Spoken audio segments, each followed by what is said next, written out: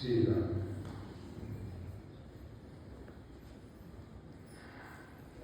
जय श्री राम। दर्शन कितना आज लगी प्रेम किया से प्रेम। इसके साथ एक ये भी रख दिया गया है, जय श्री राम, श्री राम मंदिर और भगवान श्री राम मंदिर जैसा है वैसा है। श्री राम। ये जो अवतार भी है रामचरितमानस में श्री भरत जी के द्वारा कहा गया है।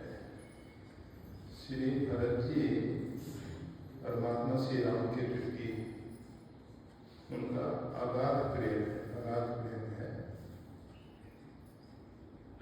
फिर भी देखा जाता है लक्ष्मण जी भरत जी के स्थान पर भगवान श्री राम के बिल्कुल निकट रहते हैं, और भरत जी कभी ननिहाल चले जाते हैं, कभी जब खेल होता है तो उसमें भी भगवान के विरोध में खड़े हुए दिखाई देते हैं खेल में। जबकि खेल में हारूं खेल जीता गई मोही, ऐसा भरत जी ने श्याम में मुखारबिन से कहा है। खेल में भी भगवान ने मेरे को कभी हारने नहीं दिया। आज मैं जो उससे निवेदन करने के लिए, प्रार्थना करने के लिए आया हूँ, उसमें भी भगवान मेरी बात रखेंगे, ऐसा उनका आग्रह है। परंतु ये जो दर्शन पे कितना आग लगी, नयन प्यासे भरत जी का अगर नेत्रों से ही दर्शन का भाव होता तो वो उनके निकट रहते हैं। भरत जी जिस दर्शन की बात कर रहे हैं वो दर्शन साधारण इन चारों चक्रों का नहीं होना चाहिए। अगर ऐसा होता तो सुनिश्चित था कि वो उनका सानिध्य नहीं छोड़ते, जिस प्रकार से लक्ष्मण जी ने कभी भी भगवान श्री राम का सानिध्य नहीं छोड़ा। और जिस समय महाप्रयाग के पूर्व कुछ घटनाएं इस प्रकार की घटित हुई, काल आया था और भगवान से निवेदन करने, प्रार्थना करने, परंतु काल एक साधु के रूप में आया और भगवान से निवेदन किया कि हम आपके साथ जो वार्ता करेंगे उस वार्ता को ना तो कोई देखे ना कोई सुने। अगर उस वार्ता के बीच में कोई भी व्यक्ति उपस्थित होगा तो उसको आपको प्राणदंड देना होगा। और भगवान श्री राम ने बात स्वीकार की। काल ने निवेदन किया कि भगवान, आपने जो भूमंडल पे रहने की अवधि निर्धारित की थी वो अवधि पूरी हो चुकी है। फिर भी अगर आपकी इच्छा है तो और लंबे समय तक आप यहाँ रह सकते हैं, क्योंकि भगवान के ऊपर किसी का शासन नहीं है। परम स्वतंत्र सिर पर कोई भावई नहीं करो कोई, वो बात यथार्थ है। भगवान स्वतंत्र है, परम स्वतंत्र है। हम सब स्वतंत्रता की बात करते हैं, परंतु हम सब परतंत्र हैं। हम विषयों के गुलाम बने हुए हैं, हम अपेक्षा आकांक्षाओं के गुलाम बने हुए हैं। हमको हमारी वासनाओं का कोई अंत नहीं है। हमारी इतनी अपेक्षाएं हैं, इतनी आकांक्षाएं हैं। स्वतंत्र वही व्यक्ति हो सकता है जिसके मन और बुद्धि उसके अधीन हों, और जिस व्यक्ति के मन बुद्धि उसके अधीन नहीं है वो स्वतंत्र नहीं हो सकता। तो भगवान परम स्वतंत्र हैं, परम स्वतंत्र हैं, और सार्वभौम अस्तित्व उनके नियति के अंतर्गत जो विधि है उसमें चल रहा है। भगवान कुछ नहीं करते, परंतु जैसा पहले भी कहा गया, भगवान की इच्छा के बिना एक पत्ता भी नहीं हिलता है। सार्वभौम अस्तित्व में जो कुछ भी घटना घटित होती है वो सब परमात्मा की सापेक्षता से होती है। परमात्मा तटस्थ रहते हुए, कूटस्थ रहते हुए, तुम देखन, मतलब भगवान जब देखन तुम देखन हारे, ये जगत रूपी जो तमाशा है, खेल है, नाटक है, इसके दृष्टा बन के साक्षी भाव से देख रहे हैं। भगवान इसमें करता नहीं है, परंतु उनकी जो प्रकृति है उसमें जो एक नियति निर्धारित कर रखी है उसके हिसाब से हो रहा है, और उस नियति में भी कुछ भी अनर्गल नहीं होता है, सब मंगलमय होता है। हम नहीं समझ पाते, ये हमारी नासमझी है, अल्पज्ञता है। परमात्मा का प्रत्येक विधान प्रत्येक के लिए कल्याणकारी है। जो भगवान के आश्रित हैं वो भगवान के मंगलमय विधान को समझ जाते हैं, और जो भगवान से विमुख है वो भगवान की लीलाओं को समझ नहीं पाते हैं। यहाँ भी आपने खरदूषण तीसरा इत्यादि का पद चलता है, राक्षसों का पद, राम राम कही मंत्र नहीं पावही पद निर्वाण कल उपाय तुम्हारे जन्मे कृपा निधान। भगवान कृपा निधान है, दुष्टों का संहार किया परंतु उनको सदगति मिले, इसलिए परस्पर भगवान ने गंधर्व अस्त्र का प्रयोग किया, जिसके माध्यम से परस्पर एक दूसरे को सब राममय देखने लगे, और राममय देखते हुए उन्होंने शरीर का त्याग किया, और राम राम नहीं करते रहे। भगवान का नाम बोलते हुए, लेते हुए, भले ही वेद भाव से लिया परंतु लिया, और वही पद निर्वाण। तो भगवान ऐसे दयालु हैं, संसार के लोग मारते हैं परंतु मोक्ष नहीं दे पाते, निर्वाण नहीं दे पाते। तो भगवान का प्रत्येक विधान मंगलमय है। काल जो है भगवान के समक्ष उपस्थित हुए थे, और भगवान से वार्ता हो रही थी। उसी समय लक्ष्मण जी को भगवान श्री राम ने प्रहरी के रूप में बाहर नियुक्त कर रखा था कि कोई भी हम दोनों की वार्ता ना तो देख सके ना सुन सके। और उसी समय महर्षि दुर्वासा पधारे, और दुर्वासा जी ने कहा कि भगवान श्री राम से हमको मिलना है।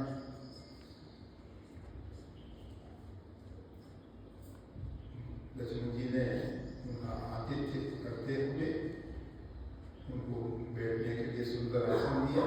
उन्होंने आसन स्वीकार नहीं किया कि पहले हमको भगवान श्री राम से मिलना है। कहा कि भगवान इस समय विशेष वार्ता में है।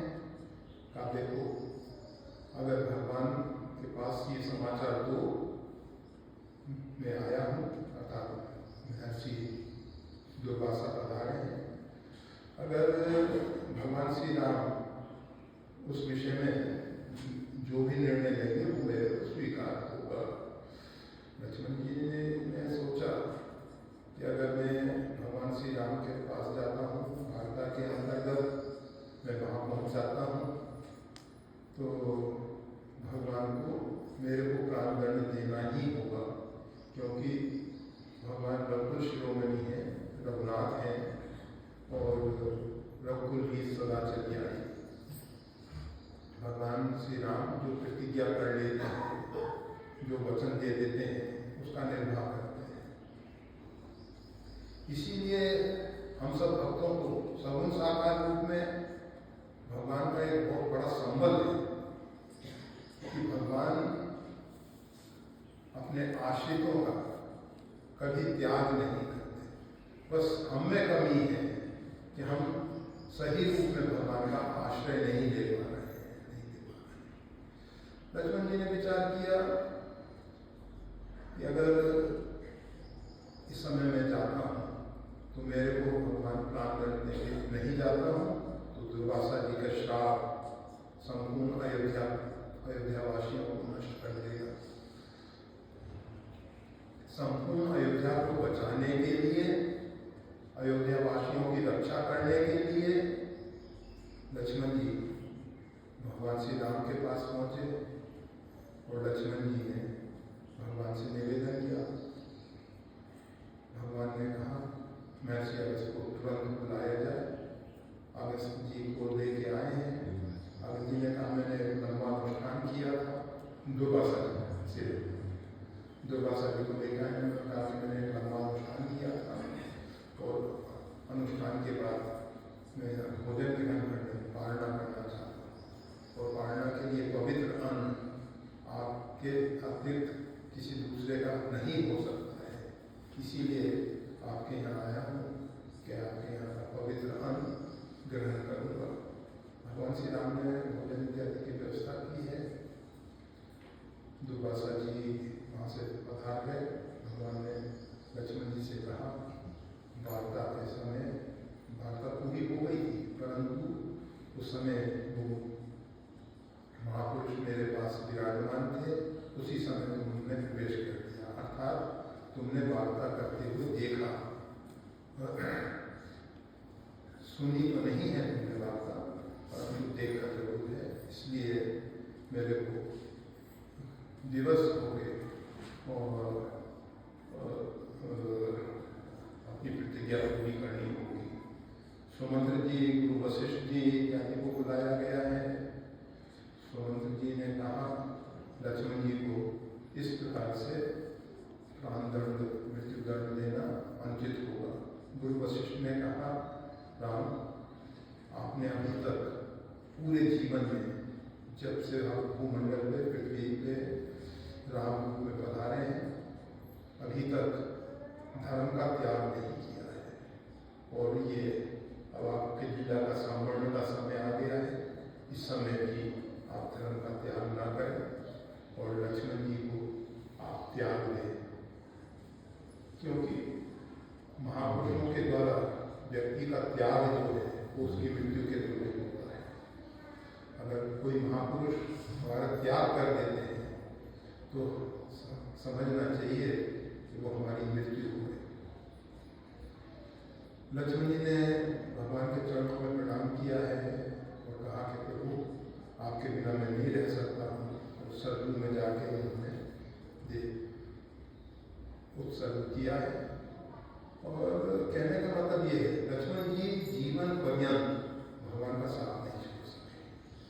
और भरत जी जो कह रहे हैं दर्शन के बिना आज लगी प्रेम प्यासे नयन, अगर इनको भगवान के रूप माधुरी का दर्शन करना होता, केवल रूप माधुरी का दर्शन करना होता, तो वहाँ शरीर से अधिक निकट रहने की कोशिश करते हैं, परंतु ऐसा उनके जीवन में दिखाई नहीं देता है, नहीं दिखाई देता है। तो ये दर्शन क्या है? मुख्य बात दर्शन की है। हमारे यहाँ जो वेदांत दर्शन, आत्मा जो है नेत्र का, वाणी का, इंद्रियों का विषय नहीं है, फिर भी कहा जाता है अरे वह दृष्टव्यम, इस आत्मा को देखो। आत्मा किस दृष्टि से देखा जाता है, परमात्मा किस दृष्टि से देखा जाता है, उस दृष्टि और उस दर्शन की बात यहाँ श्री भरत जी कह रहे हैं। दर्शन प्रेम प्यासे ने, तो यहाँ उसका कोई दूसरा अर्थ हमें उचित नहीं लगता। हमें तो ऐसा ही लगता है कि भरत जी उसी दर्शन की जो वेदांत फिलॉसफी जो है हमारे, उसको दर्शन कहा जाता है।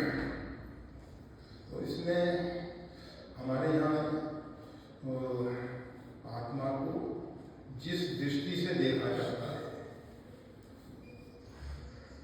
उस दृष्टि की बात है और उसी की अतृप्ति की बात है।